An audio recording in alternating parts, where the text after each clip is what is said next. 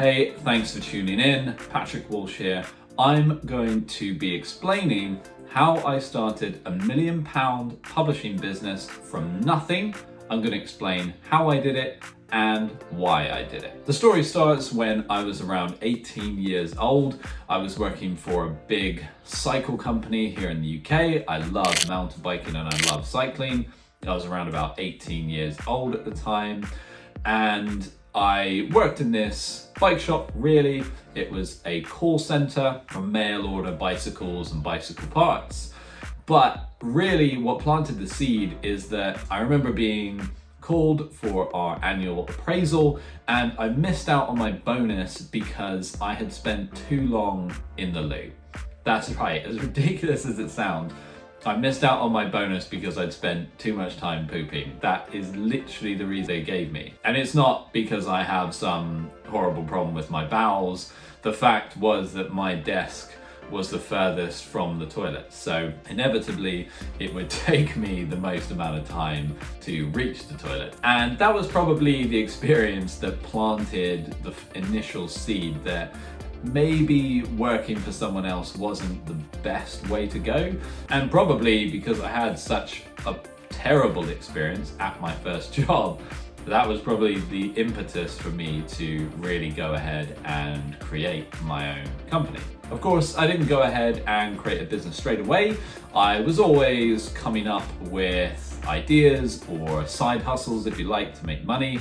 A couple of things that I did was I used to do the very cliched making t-shirts with designs, and I would sell them at college or actually sell them at my other job, things like that. Or I would go rummaging around in scrap heaps, looking for car parts which I knew had value, particularly classic golfs was an area I knew well, so these were the sorts of things I used to search for. But of course that wasn't going to build me a £1 million business. So in the end, I decided after working in a couple of terrible jobs that I would go to university.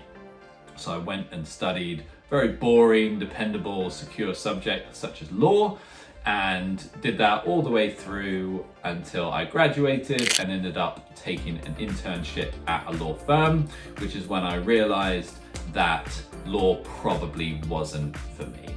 And I have to thank the partner who actually sat me down and said, look, this doesn't seem like you're enjoying it. It just doesn't seem to be your thing. What else have you thought about? And I said, I just knew deep down I wanted to create my own thing. I couldn't tell you what that was. And so he said, well, why don't you go off and give that a try and then see how that goes. You can always come back to law if it doesn't work out.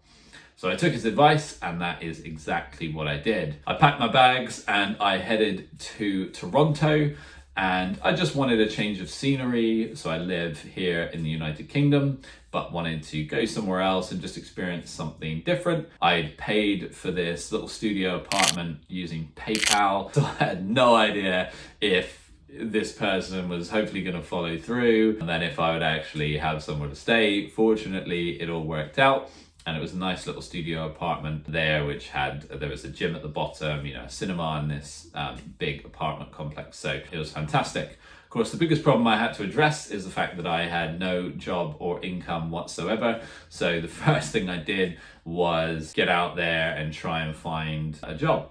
And I stumbled upon an internship actually at a company called trendhunter.com.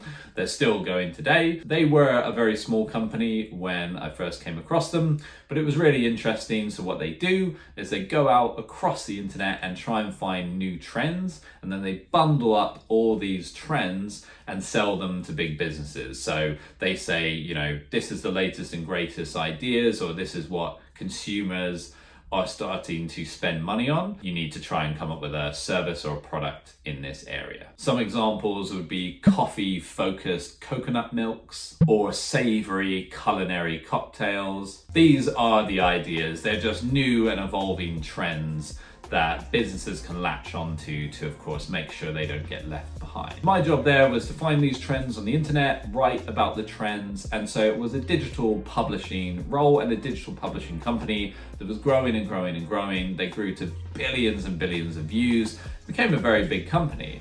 So after doing that internship for about 3 months, I came back to the UK and I started consulting for other publishing companies based off what I'd learned working at Trend Hunter. So I really traded my time for free to learn a huge amount and be around some really smart people. And then when I came back to the UK, I used that knowledge, and that was the point I was able to monetize it. So that was really the first seed of the idea for my publishing company and where it all began. And once I'd run a few successful campaigns, I originally started doing marketing for publishing companies and helping them with marketing. I was then referred to other publishing companies, to literary agents, and that's when I really was deeper and deeper and deeper into the publishing industry. I heard more and more and more about self-publishing. So originally I'd been very aware of traditional publishing, but I became more aware of self-publishing, and I really noticed that that's where the industry was going. So it was that traditional and that model was, dying, and people wanted self-publishing. It was faster, and there weren't these gatekeepers telling you what you could and couldn't publish. But the reason why I started publishing Push is that because a lot of the people I spoke to, a lot of the authors I spoke to who had self-published, they'd had a terrible experience. So they would tell me stories about how they had signed up with this, vanity publisher or this self-publisher. They'd paid them thousands and thousands of pounds or dollars, and either the book was never finished, or it was done badly, or they 2 months would go by and they wouldn't hear from them. And I was completely shocked because I couldn't understand why these companies were promising to publish a book and then just completely ripping people off and not delivering at all. And that was when I saw the opportunity to create a self-publishing company that would deliver on these promises and create books that authors could be proud of, that they would love, and to help them really bring that dream to life. They wanted that dream to come true. And that was the reason why I started publishing Push. And in all honesty, having that North Star, that goal to deliver on that for authors is really what has helped me pull the company through these difficult times. I just really don't want authors going to our competitors and getting ripped off. So that's really helped to keep me motivated. How did I do it? Do I have really rich parents that gave me a bunch of money so I could fiddle around and start a business? Nope. Did I have some investors who happened to give me a bunch of money so I could start this business? Nope. And this is really the final part of this video, is how can you start, whether it be a publishing business that you want to start or any business, how can you start it without capital and start it from nothing? Really, just off the bat, I was a freelancer. So I was a contractor that would go in and I would set my rate and they would tell me what they needed help with, and I would look to find a solution for them. And so I was just a sole trader, is what we call it here in the UK. And that was how I originally got started.